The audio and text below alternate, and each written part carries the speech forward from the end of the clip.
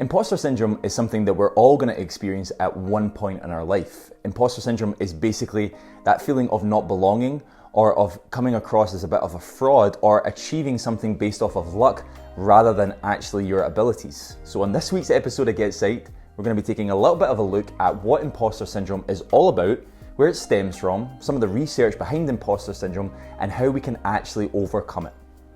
So, first question we've got to ask is, what exactly is imposter syndrome? I'm going to start off with a little bit of a story. We all love stories, of course. And I'm going to tell you a little bit about me on my counselling psychology doctorate.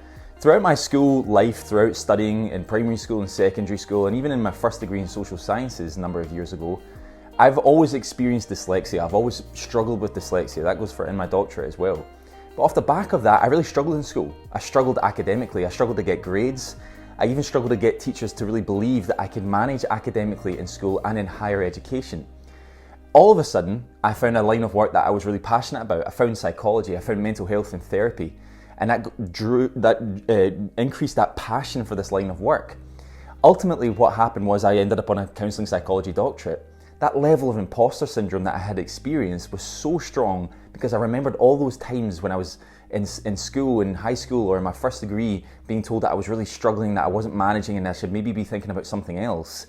That kind of led me to reflect on those times. You know, I was doing this doctorate, it was a big degree, I'm still doing it, and I was kind of thinking, gosh, can I actually manage this? Somehow I've got here, somebody must have got something wrong, must have mistaken my name for somebody else to get on the doctorate. I was experiencing really heightened imposter syndrome. Doubting our achievements or believing that our achievements are off the back of us being a fraud, of us tricking other people into our way of thinking, or off of sheer luck sometimes, that's examples of imposter syndrome, and I'm sure that you can resonate to some degree. I'm sure there's plenty of stories or plenty of positions that you hold in your life that you think, am I actually qualified to do this? Did somebody get something wrong in order for me to be here? That's ultimately what imposter syndrome is all about.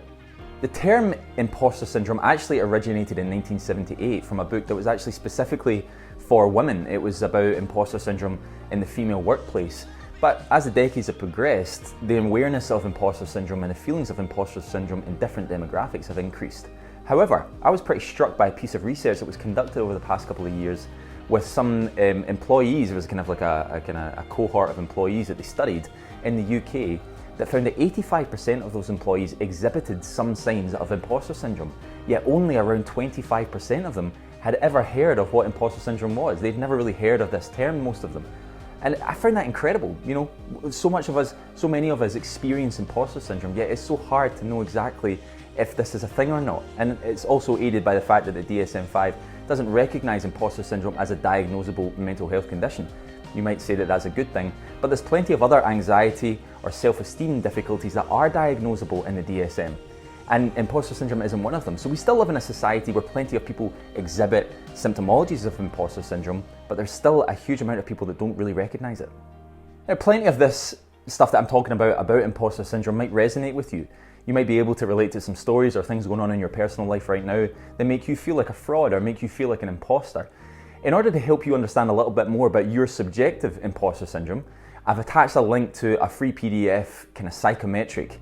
One of the famous psychometrics actually used to evaluate people's level of imposter syndrome in the description down below. So make sure to check that out. You can fill that up. It's really easy to score, and you can kind of get a bit of a grip on what level of imposter syndrome you're experiencing right now.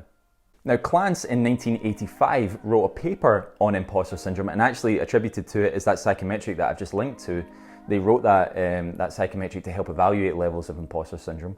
And whilst writing that paper in 1985, they noted a number of different factors that were attributed to the development of imposter syndrome in people. Things like the fear of failure, things like the imposter cycle, things like feeling fear and guilt over your success, or attributing all your positive attributes to sheer luck. Some of these things were established as being key factors to feeling like an imposter. And for me personally, I know that fear of failure, or feeling at times that I get by just off of sheer luck, can be a pretty prominent thing for me. So I know that sometimes my imposter syndrome can be really elevated at times. Now, the imposter cycle that Clance established as one of the key factors to imposter syndrome in 1985 tells us a little bit about the development of imposter syndrome in people and how it can be like a perpetual cycle almost. It comes in two separate dimensions. The first is over-preparation, and the second is procrastination. Now, Clance stated that people who are experiencing imposter syndrome utilize one or two of these two dimensions. They either procrastinated about tasks or they over-prepared for those tasks. One of the really interesting things about that was that when tasks utilizing either two of those dimensions were successful, they usually attributed it to something other than their own abilities. Let me give you an example. So say I undertake a task and I'm procrastinating at it. That's a pretty common feature of people that experience imposter syndrome. I'm procrastinating at an essay or something like that. It's a couple of days before the deadline and I scribble something down and I get it in and it manages to pass. The likelihood is that I'm going to attribute that to sheer blind luck. It had nothing to do with my abilities. It had nothing to do with my hard work. The same goes for over-preparation when we're thinking of the imposter cycle. The over-preparation element speaks to our level of hard work. So say I've got an essay due and in 4 months' time it's due. I'm working on it 4 months beforehand. I'm putting in loads of extra work to ensure that it's really high quality. I'm likely to establish my positive outcome or my feedback or my passing grade to the fact that I worked hard and not the fact that I actually have capabilities, not the fact that I'm actually able to do this work well. So you can see that over-preparation and procrastination, a positive outcome from both. People with imposter syndrome never really attribute their own abilities to the positive outcome. It's always about whether they worked hard enough or if it was just blind luck. So how do we actually start overcoming imposter syndrome? Well, Clance in our paper actually recommended a number of different things that can help with imposter syndrome, and some of them sound really effective. The first one was about establishing a group or connecting with group members or establishing a bigger group of people that experience imposter syndrome in the same way that you do. One of the most powerful things she stated was resonating and understanding that other people experience imposter syndrome in the same way, that there's other people that are very successful individuals that experience imposter syndrome. For me personally, one of my historical heroes is Maya Angelou. And she did a speech, I think it was at one of the presidential inaugurations, where she made a speech about the fact that she had written over 14 separate books, and every time that she published a book, she used to say, oh no, this is the one that's going to find me out, they're going to realize who I am, they're going to realize that I'm a fraud. Every single time that she published work. She's one of the most prolific writers in history, she's an incredible woman, and yet she still experienced imposter syndrome. I remember hearing that speech, I remember reading that transcript of her speech, and thinking, if Maya Angelou is experiencing imposter syndrome, then it must be okay for me to experience it as well. There's something really powerful in understanding that other people feel this stuff too. One of the other things that Clance did with people to try and elevate their level of imposter syndrome, or try to improve it at least, was to utilize homework exercises. What they would do is they would write down about all the people that they think that they had fooled and all the positive feedback that they had received from those people. And that helped with what we call in CBT, cognitive reframing. It helped to establish, actually, are there that many people that you think you fooled? And if you have fooled them, what positive feedback have you received from them? And how true or accurate is that? That process of homework and utilizing certain worksheets for cognitive restructuring can actually be really, really helpful in changing our opinion of ourselves, and that clearly was the case with imposter syndrome. There's been plenty of other research in imposter syndrome as well, and a lot of that research is attributed to self-worth and self-esteem. And again, I think you can probably resonate where I'm coming from. If we don't have a high sense of self-worth or a high sense of self-esteem, the likelihood is we're not going to feel that we deserve positive outcomes. We're not going to feel that we deserve to be on doctoral programs, or we're not going to believe that we deserve that promotion in work.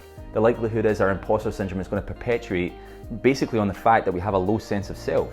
And by the way, if this is something that you think you suffer from, GetPsyched has just launched its first ever free e-course. So if you go to getpsyched.org.uk and check out the courses section, there's a free e-course all about self-esteem. A number of different video lessons, some PDF content you can download, and some worksheets to help develop your sense of self-esteem. So if you're suffering from imposter syndrome and you think maybe it's attributed to levels of or diminished senses of self-esteem, then that might be a resource that would be really, really helpful.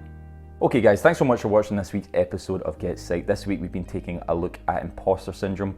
We've been taking a look at overcoming imposter syndrome and actually understanding it a little bit better.